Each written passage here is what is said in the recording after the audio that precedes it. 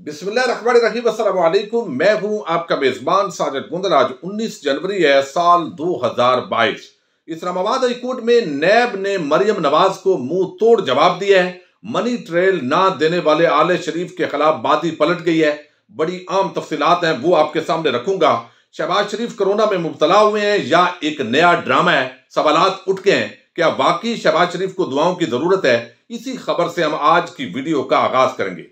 बशरी तकादा है, हर इंसान बीमार होता है, अल्लाह ताला की तरफ से बीमारी होती है, वही शफा देता है। लेकिन बड़ी बदकिस्मती है कि आले शरीफ का कोई फर्द भी जब बीमारी की बात करता है तो वो ड्रामा लगता है। और उसकी बुनियादी वजह यह है कि हमजा शहबाज हो या शहबाज शरीफ, नवाज शरीफ हो या मरियम हो, उन्होंने मुसलसल बीमारी के मामले पर झूठ बोले हैं। नवाज शरीफ को जिस तरीके से प्लेटलेट्स गिरे और वो बैरून मुल्क रवाना हुए, वो पूरा एक ड्रामा था। डॉक्टर अदनान रखा गया, फिर उसको पाकिस्तान भेज दिया गया, और जिस तरह की रिपोर्ट्स आई, मेडिकल रिपोर्ट जो बोर्ड अभी बना है उसने जिस तरह के इंकशाफात किए हैं, तो पता चला है कि ये घराना मुसलसल जो है वो ड्रामेबाजी का मास्टर है। तो यहां पर अगर ये सही भी, जैसे वो शेर की कहानी है कि वो झूठ बोलते रहे कि शेर आ गया, शेर आ गया, और एक दिन गांव के अंदर वाकई शेर आया, दरिंदा था और वो चीर फाड़ रहा था, तो उस वक्त किसी ने भी आवाज को नहीं सुना, एतमाद नहीं किया, क्योंकि ये मुसलसल वो झूठ बोलने वाली वो कहानी बयान की जाती है।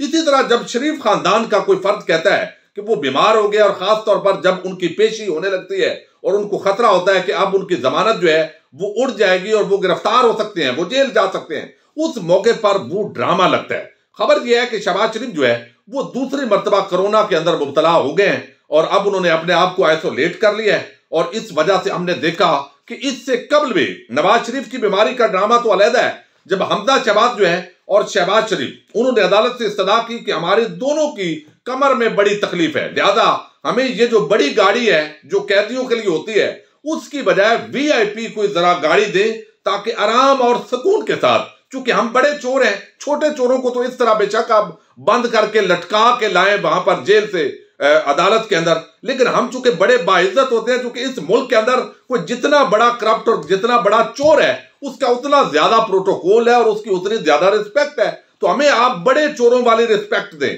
तो वो वहां पर बाकायदा अदालत ने, मुअज़्ज़ज़ जज साहब ने हुक्म दिया कि वीआईपी गाड़ी के अंदर इन बड़े चोरों को लेकर आया करें। तो आराम के साथ, बहाना क्या था, कमर में तकलीफ है। और जो ही जमानत हुई और आप देख रहे हैं असेंबली के अंदर 3-3 घंटे खड़े होकर वो बंदा फजूल किस्म की बातें कर रहा होता है और कमर में तकलीफ भी नहीं होती, और मामूल की सरगर्मियां जो है वो चल रही होती हैं। इसी तरह एक मर्तबा वो सीढ़ी से गिरे, और मुबैना तौर पर चूंकि उन दिनों पॉलिसी ये होती है कि एक मौके पर शहबाज शरीफ ने पार्टी को लीड करना होता है, उन्होंने बयानात देने होते हैं, मफाहमत की बात करनी होती है, और जब ये मामलात ना चल रहे हों, यानी पांव पड़ना होता है, और अगर आगे से ना सुनवाई हो तो फिर गिरेबान पकड़ने की कोशिश करनी होती है।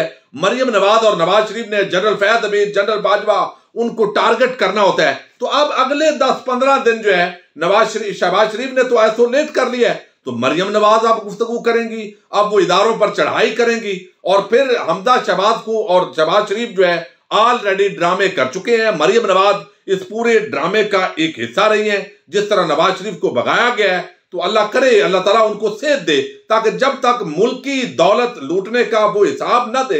मैं तो हमेशा आपके सामने दुआ करता हूं इन तमाम लोगों के लिए, जब तक एक एक पैसा ये इस मुल्क का वापस ना करे, अल्लाह ताला इनको मौत ना दे। और थाने मॉडल टाउन के लवाकिन और कत्लेआम का जब तक हिसाब ना हो, उस वक्त तक अल्लाह ताला इनको सेहतमंद भी रखे और जो है वो मौत भी ना दे। ये आप सबको दुआ करनी चाहिए, और हम उनकी सेहत याबी के लिए हमेशा दुआ गो रहते हैं। शहबाज शरीफ हूं, नवाज शरीफ हूं, लेकिन बहरहाल इतने झूठ जो है किसी खानदान को भी, किसी को नहीं बोलने चाहिए कि लोग उस कोरोना की बीमारी, पता नहीं सही की बीमारी हो, लेकिन ड्रामा जो है वो समझे।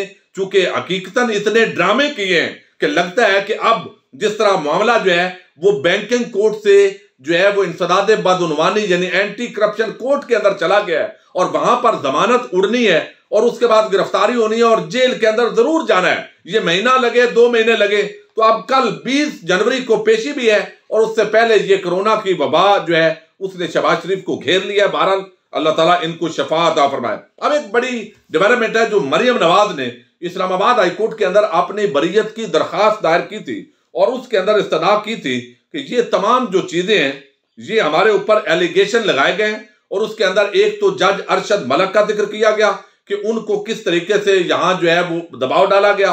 शौकत अजीज सिद्दीकी ने हमारे बारे के अंदर जो है वो क्या बात की बार काउंसिल से खिताब करते हुए, और अब राना शमीम का बयान हल्फी भी आ चुका है। अहमद दुरानी की एक ऑडियो जो उन्होंने जोड़ी थी वो भी आ चुकी है, उस पर अलहदा से इस्लामाबाद हाईकोर्ट के अंदर कार्रवाई जारी है, तो इन्हें अदालत की। तो ये सारे सबूत बेसिकली इस तरह के उन्होंने अपनी अदालत के अंदर लगाए, और खास तौर पर जो जनरल फैज हमीद है उनको टारगेट किया गया कि वो किस तरह शौकत अजीज सिद्दीकी से मिले।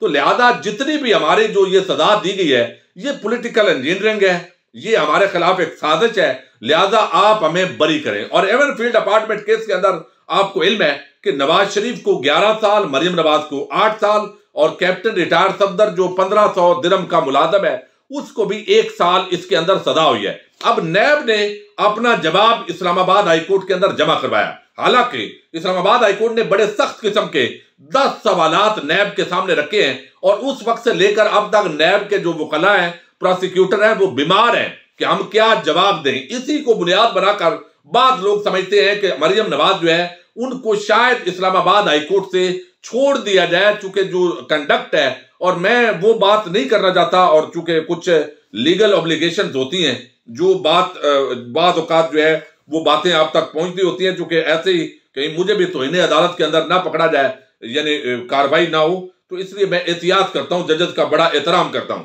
अब जो जवाब नैब ने जमा करवाया है उस जवाब के मुताबिक मैं आपके सामने रखना चाहूंगा कि उन्होंने पूरा मामला खोल कर रखा है। आज तक आप देखिए, नवाज शरीफ एवनफील्ड अपार्टमेंट जो है उनका इनकार करते रहे, ये किराए पर है, ये तो हमारे हैं ही नहीं, लेकिन आज भी वहां पर खड़ा होता है, वहां बैठता है, वहीं पर रैच है, और झूठ पर थोड़ी सी भी शर्मिंदगी नहीं होती कि हमने सियासत करनी है। मीडिया का दौर है, लोग याद रखेंगे, क्योंकि उनको भी पता है कि अखलाकी जवाल है, हमारा झूठ जितना भी बोलेंगे, मफाद परस्ती का जमाना है, तो लोग जो है उस पर इसके बावजूद भी एतमाद करेंगे। अब कौमी एहतसाब ब्यूरो ने जो जवाब जमा करवाया है उसके मुताबिक उन्होंने कहा है कि मरियम नवाज की बरी करने की नई दरखास्त का जो जवाब दिया गया है कि पॉलिटिकल इंजीनियरिंग का इल्जाम मुस्तरद करते हैं। नैब ने कहा है कि मरियम और नवाज शरीफ ने आज तक लंदन फ्लैट्स का जवाब नहीं दिया। वीडियो लीक वाले जज का भी केस से कोई ताल्लुक नहीं है, यानी अरशद मलिक जो जज है उनकी वीडियो का तो मामला ही नहीं है। वो आगे वो कहते हैं कि नैब का कहना था कि शहबाज शरीफ ने अभी तक ये नहीं बताया, नवाज शरीफ ने अभी तक ये नहीं बताया कि लंदन जायदादें कैसे खरीदी और पैसा कैसे मुंतकिल किया गया। अब ये देखिए, ये वो बुनियादी सवालात हैं जिनकी बुनियाद पर नवाज शरीफ को नाअहल करार दिया गया। अकामा और गैर मुल्की जो कंपनी है उसके अंदर वजीर आजम जो है वो जॉब कर रहा हो, तो बजाय इसके कि इस पर शर्म से आप चुल्लू भर पानी के अंदर डूब मरे, तो ये लोग कहते हैं जी अकामे पर निकाला। तो अकामा कौन सा आपका जो है वो एक सच्चाई का सर्टिफिकेट है, कौन सा एजाज की बात है? ये तो फिर भी शर्मिंदगी की बात है, बजाय इसके कि शर्मिंदगी की बात पर शर्मिंदा हुआ जाए। वो कहते जी अकामे पर निकाला है। भाई बड़ी बात है, अकामा कोई नाउज़ बिल्लाह कोई ऐसी मुकद्दस चीज है कि आप वो कर रहे थे और आपको निकाल दिया है? तो ये वो सवालात हैं जो नैब ने उठाए हैं इस दरखास्त के अंदर, और कहा गया कि लंदन जायदादें कैसे खरीदी, पैसा कैसे मुंतकिल किया, इसका जवाब तो नहीं दिया गया आज तक। और वो तबका मलामतिया के सहाफी जो दिन रात बिकाऊ जो लोग हैं वो उनके नगमे गाते हैं, वो जरा ये सवाल का जवाब दे देना, उनसे सवाल करें या लोगों को बताएं। इस सवाल का जवाब आज तक नहीं आया कि ये मनी ट्रेल क्या है, पैसा कैसे मुंतकिल किया गया, पैसा कहां से कमाया गया था, और ये जायदादें कैसे बन गई। वो छोटे छोटे बच्चे थे, उन्होंने तो कमाया नहीं था, और मुल्क का वजीर आजम रहने वाला नवाज शरीफ, उसी का वो पैसा था। इसका जवाब नहीं देना, इधर भी घुमाना है उधर भी घुमाना है। और इंटेलेक्चुअल करप्ट तबका, यानी बाद औकात जो है मीडिया पर बैठकर इन लोगों का दिफा कर रहा होता है। और अगर ये समझते हैं कि अदालत ने हमारी बात नहीं सुनी, नैब को हमने जवाब जमा करवाया है, उनको समझ नहीं आई, तो मीडिया के अंदर आवाम को बता दो कि ये मनी ट्रेल है। लेकिन आज तक इस पर बात नहीं की गई। शहबाज शरीफ की जो टीटीज का स्कैंडल है, मीडिया के अंदर उसकी तफसीलात से अवाम को आज तक आगाह नहीं किया गया। सिर्फ इतना जुमला बोला है, ये नैब न्याजी गठजोड़ है, ये हमें फंसाने की कोशिश हो रही है।